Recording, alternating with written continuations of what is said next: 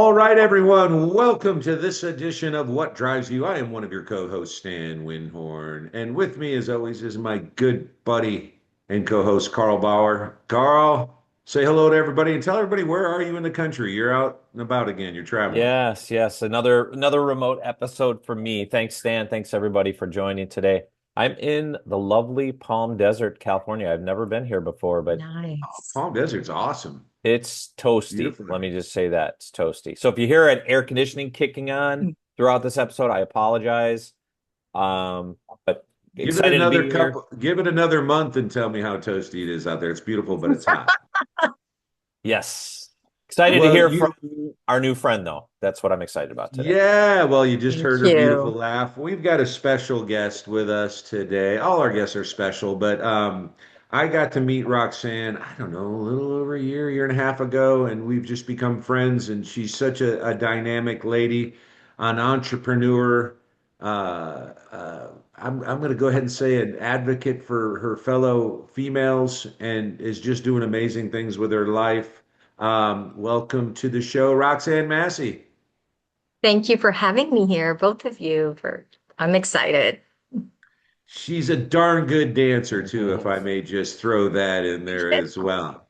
Huh. Uh, we, we got to dance a couple of times out and about, and I don't know. I thought we looked pretty good with our moves and stuff. It Oh, was fun. Yeah. don't do that again, Stan. Don't do that. What, this one? Yeah, no, That's my no. signature move, dude. Come Oh, on. all right, all right. Anyway, Yeah. Roxanne, thanks for joining us. I know you're really busy. We Thank you. appreciate you taking time out, and you've got some unique things that you've done that very few people can ever Mm. say that they did, and that was you were one of the ladies who was on the second, what is it? Not version, Season. Season. season. Thank you. I speak for a living. Yeah. Second season of The Golden Bachelor, and we want to talk about that. But Mhm. um, I think we get to what drove you to being on that show. Let's talk a little bit about some of the things that you do on a more daily basis. You have a company you call Golden Glow Living. Yes. Tell us a little bit about what Golden Glow Living is and how it helps women and so forth. Tell us a little bit about it. Sure. Well, once again, thank you for having me on here. I'm excited. So Golden Glow Living is like a vision and a mission that I have when it in regards to bringing wellness to women over 40, over 50. And it represents so many things that I'm walking through that I wish I would have had support. So I wanted to create a community called Golden Glow Living that has a structured coaching program for women. There's different programs entailed there. There's also a Golden Glow sisterhood community that I also created here in Austin, Texas, which is a very supportive empowerment community for women. And also retreats, which we have one end of this year, and we'll talk about that at the end of the podcast. And, Sure. it's just a community that I wanted to bring forth. And there's so many areas where I plan on expanding this community with Golden Glow Living. And I have a passion for helping women because I'm stepping into this golden era and there's not a lot of support for us. And so Yeah, I've been a nurse for over 35 years and I've done lifestyle medicine to help support people to have good habits and healthy lifestyles. And what better time than now? Because we're right into it. So this has been a passion of mine that I've been creating for years now. And after being on the show, I just knew it was time to launch the Golden Glow Living community. I love it. Now, you don't have to go into a lot of detail if you don't want to, but I know that you've had some challenges over the last several years that kind of, I think, sort of led you to what you're doing now and helping other women. Do you feel comfortable with sharing some of the things that maybe you went through that kind of got you to the point where you are now? Sure. Well, there's a variety of things that led me to where I am today. And part of rebirthing Golden Glow Living, I did have a lot of personal challenges in my life. So one of those, the biggest one actually was a loss of my child, my son, Joseph. And, it really put me in a difficult place in my life. And I had just lost my big position as a nurse due to COVID. So that position was taken away and then lost my home, all that within 6 months. So it Oh, really created a place for me to make a decision on how I wanted to move forward in my life. It wasn't easy, but the biggest drive for me was knowing that my son just absolutely loved his life. He loved to live every day to its fullest. And that was one of the biggest lessons that my son taught me was live every day as if it's your last. And it took me a while to really integrate that into my own life because I was just so consumed with loss and grief and yeah, purpose. that's a lot of And stuff jam piling oh, on you at a one lot, time. a I lot. mean, wow. Yeah, as I'm facing my 60s, I'm in this golden era. And so you're just like, where do I go from here? And also a breakup. So it was a lot, and I didn't have support. I had an amazing community of friends, but I didn't have someone to like professional help to help guide me to get out of the situation that I was in. It was really up to me. And I'm very grateful for my friends and my family, but it was really about myself stepping into my own power and believing in myself again. And it's taken this long. And to me, the culmination was being on this amazing show, The Golden Bachelor, when I surrounded myself with these beautiful, powerful um, women. And I was like, oh my gosh, this is my tribe. I mean, just beautiful women full of wisdom and so much to give and share. And so I left the show with 23 best friends all across the Mm. country. And we all mentor each other. We all stay in touch. And it's just been an amazing opportunity and gave me the realization that I need to create this community within my community as of sisterhood. We need that. We need each other to believe in ourselves again. And of course, that entails, mindset, healthy living, purpose, confidence, vitality. And that was Yeah. one of my visions and one of the reasons why I brought Golden Glow Living to be rebirthed. Yeah. You bring up something, Roxanne, and I think maybe you and I have talked about this. I don't remember exactly before, but in a show like the Bachelor and Bachelorette shows can sometimes highlight what I'm about to ask you about, but their job on that show is entertainment and drama is entertainment. And so a lot of times they'll put different personalities in there, I'm sure, to and encourage some of the drama.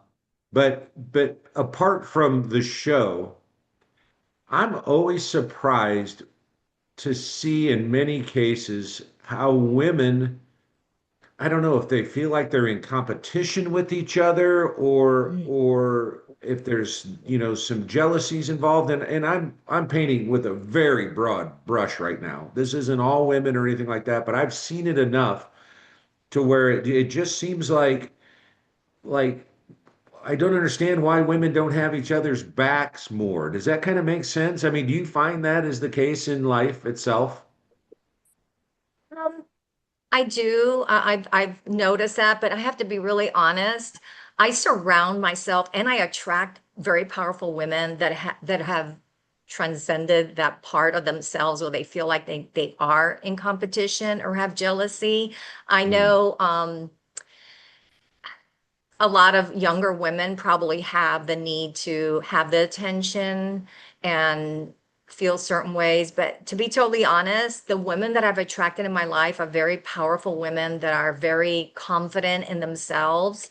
Um, and especially on the show, I mean, we always need each other. We're always going to be um, going through situations, and we're always going to need support. So Yeah.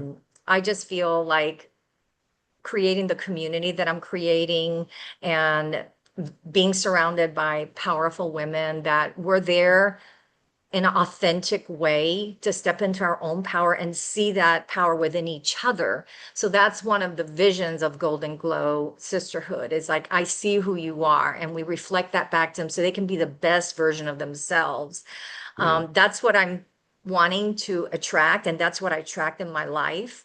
Um, so I hope I Yeah. answered your question. Yeah, I think you did. And it's not just women when I was asking that question. In fact, this is a lesson that Carl and I have talked about this a million times, Yeah, but I wish I would have learned this earlier in life, that it's important for people in general to surround yourself with generally good people, people who lift you up instead of pull you down.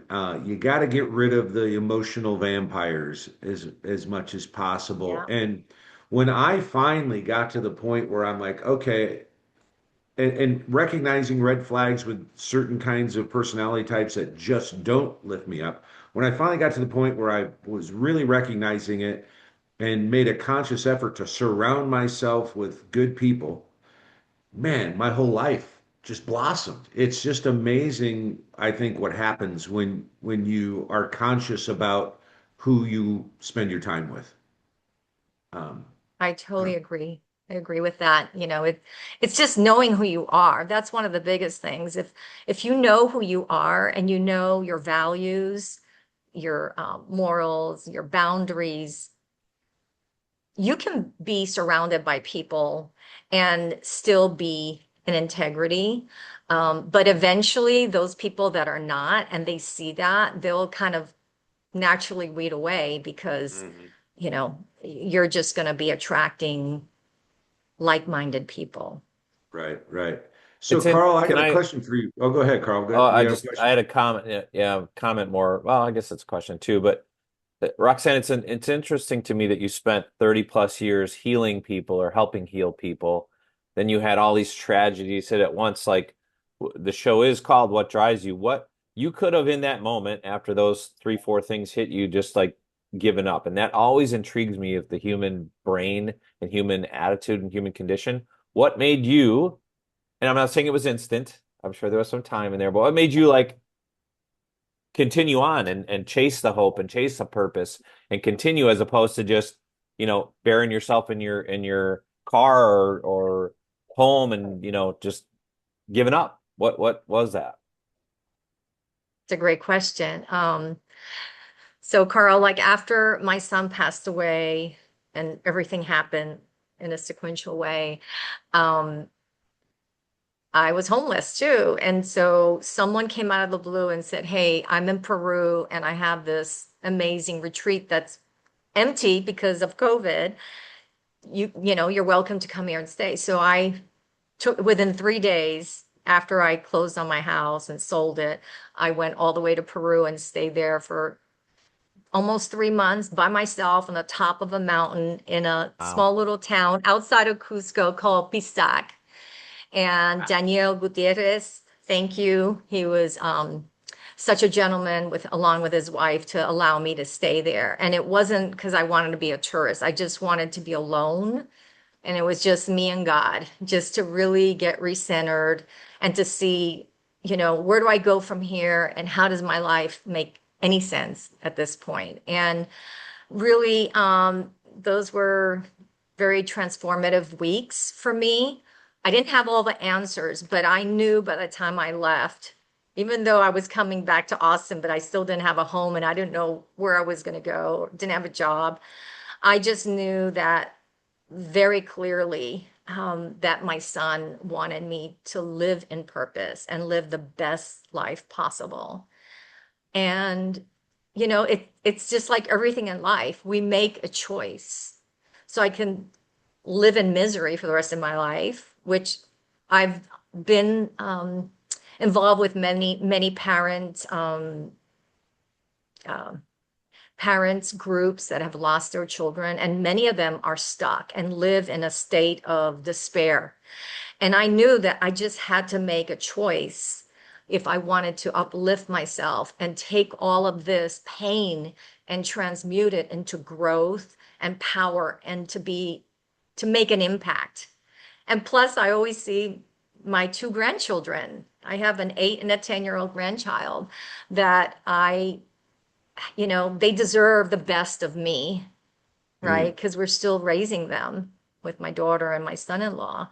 And so it was really my son coming through me as Hmm. well when I was in Peru, just wanting me to live the best life possible. Yeah. Well, it's a Yeah. great That's example so of, cool.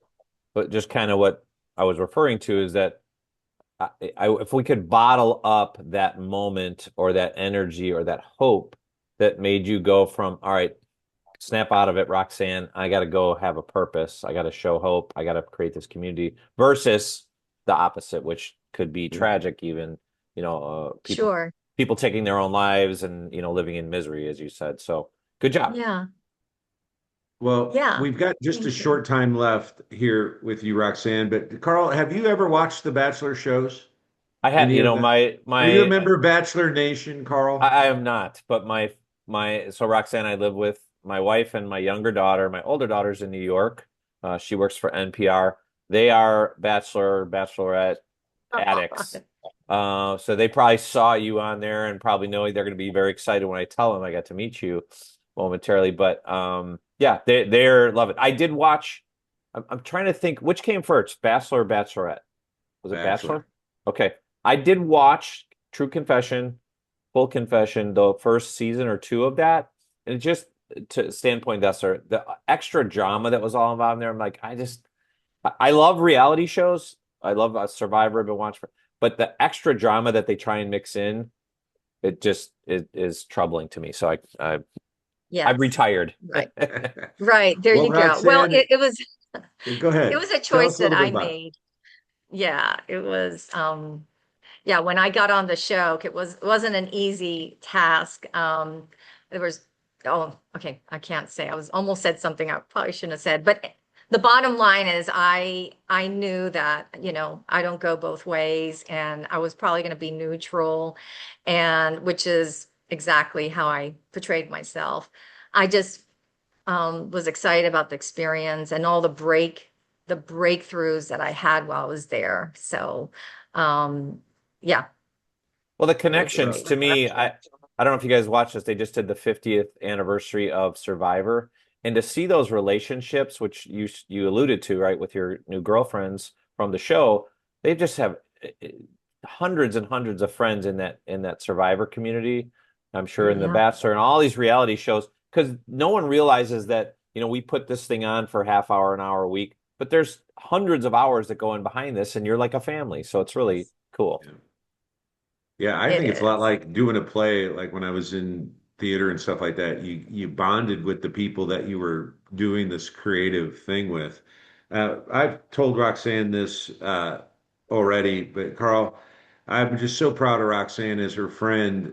The way she carried herself on the show was with such class, and the word that keeps popping into my mind was with poise. And that's not always the case Thank with some of the you. characters on these reality shows, but Roxanne did a great job. Roxanne, give us Thank just a you. couple of things about the show real quick that were highlights for you, other than, the relationships you created with some other strong women. What were some of the cool things?